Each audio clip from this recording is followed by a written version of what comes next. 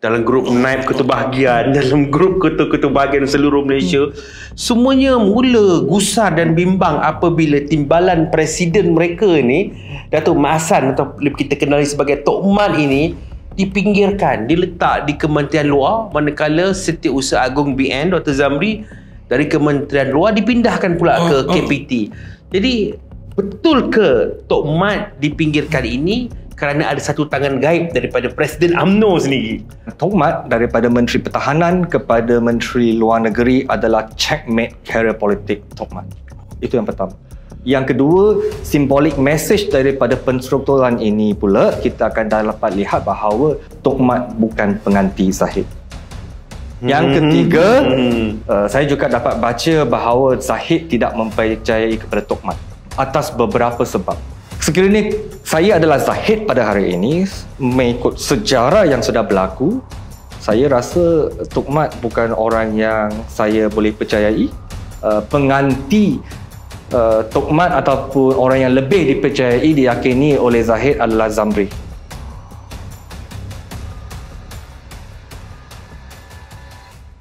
Kalau kita lihat pula cerita pengagihan kursi menteri dan timbalan menteri dalam UMNO, macam mana pula kau mention?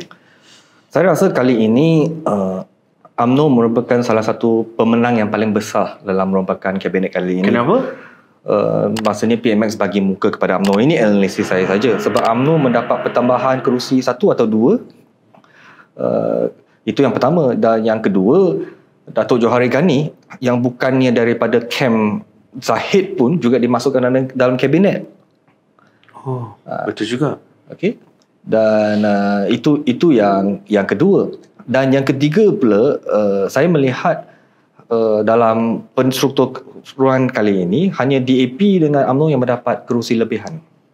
Tapi kalau UMNO, kalau tidak silap saya, mendapat total yang paling banyak antara semua parti-parti politik lain, 14. Yang lain kalau tidak silap saya 13, 12 kalau bercampur lah.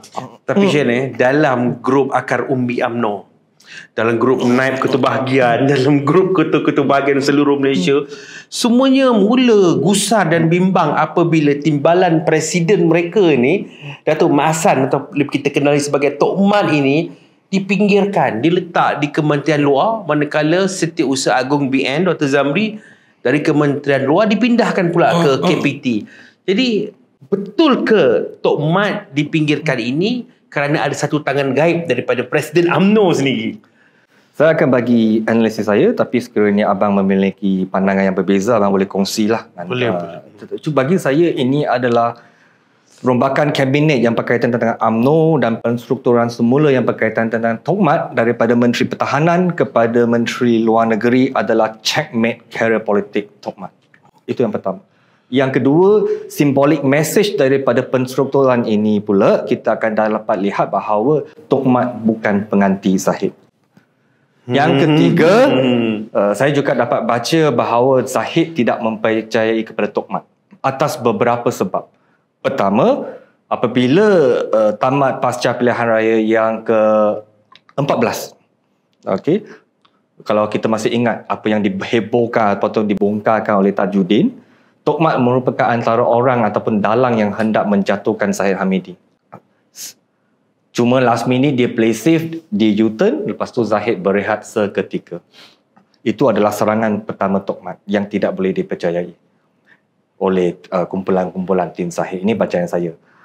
Yang kedua, pasca pilihan raya yang ke-15, kalau kita masih ingat kenyataan yang dikeluarkan oleh Dato' Hamzah, sebelum berjumpa dengan YDPA tu, okey, pada malam atau keesokan hari, Tok Mat ada berjumpa dengan Dato' Hamzah. Ada satu gambar yang kantoi. Betul macam mana? Yes, ada satu gambar. Maksudnya, sekiranya saya adalah Zahid pada hari ini, mengikut sejarah yang sudah berlaku, saya rasa Tok Mat bukan orang yang saya boleh percayai dan orang yang boleh saya amanahkan untuk memastikan supaya kerajaan perbaduan ini kekal pasca ketiadaan saya. Itu yang kedua. Dan yang keempat, ini adalah bagi saya adalah downgrade kepada penguasaan Tok Mat. Sebab begini, mungkin ramai yang mengatakan bahawa dengan alasan Pak La dulu pernah jadi Menteri Luar Negeri 7 tahun ke 9 tahun boleh jadi PM. Tapi itu berbeza. Sebab dalam sejarah UMNO, setiap pemimpin yang bakal menjadi presiden ataupun bakal Perdana Menteri ataupun yang memiliki masa depan ataupun yang boleh berkuasa, secara sejarahnya dia memang akan mengisi tempat Menteri Pertahanan. Saya bagi contoh.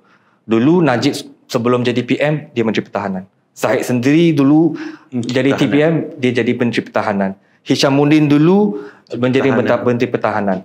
Lepas tu pasca pilihan raya yang ke-14, semua menteri-menteri kanan juga Menteri Pertahanan. Contoh Ismail Sabri. Betul. Okey. Maksudnya Menteri Pertahanan ini dalam dunia politik UMNO itu adalah menteri yang paling kanan, antara yang paling kanan.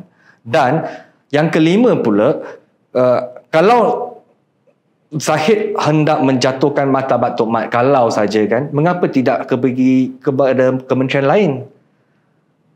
Seperti kementerian yang dipegang oleh Johari ke, Zamri ke. Tapi mengapa luar negeri? Sebab dia hendak Tok Mat fokus untuk isu-isu luar negara sehingga tidak ada masa untuk menjaga akar umbi UMNO. So analisis saya adalah penstrukturan kali ini adalah checkmate karier politik Tok Mat, dan saya meramalkan dalam pemilihan UMNO yang akan datang, ramalan sahaja, pengganti Tok Mat ataupun orang yang lebih dipercayai diyakini oleh Zahid adalah Zamri. Sebab apabila berkrisis dulu, dia pecat Anwar Musa, Zamri yang dipilih menjadi Setiausaha UMNO.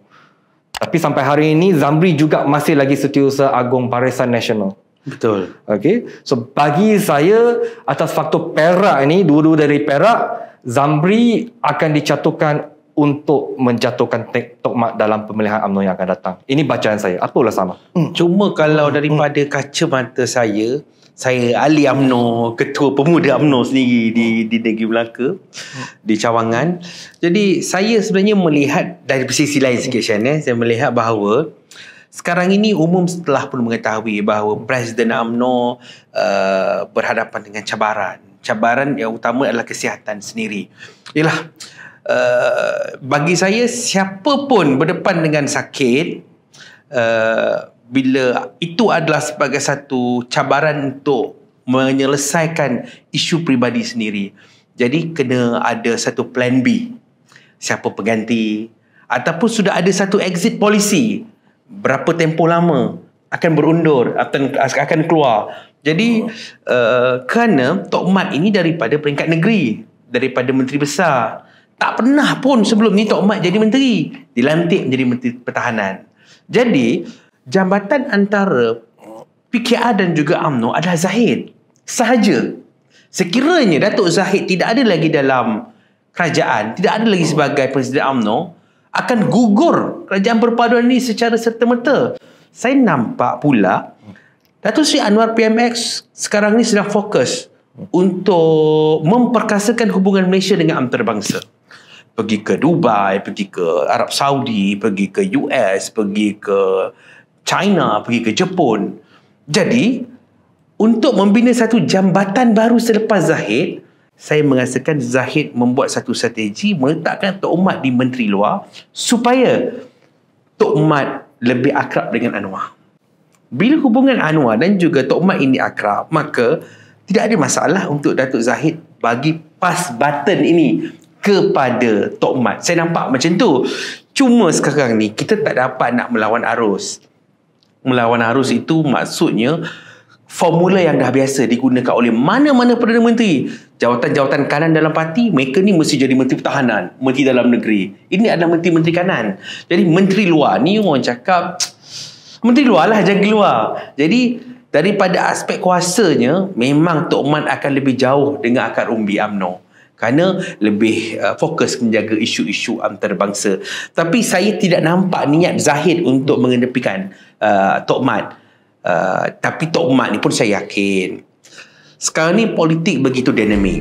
Sekalipun Shan, kalau berada sebagai Menteri Luar, boleh digunakan untuk mengukuhkan hubungan dengan Anwar dan juga dengan akar umbi. Kerana Tok Mat ini, dia, orang cakap, timbalan Presiden ini, apa-apa berlaku kepada Presiden UMNO, dialah yang akan memangku jawatan presiden.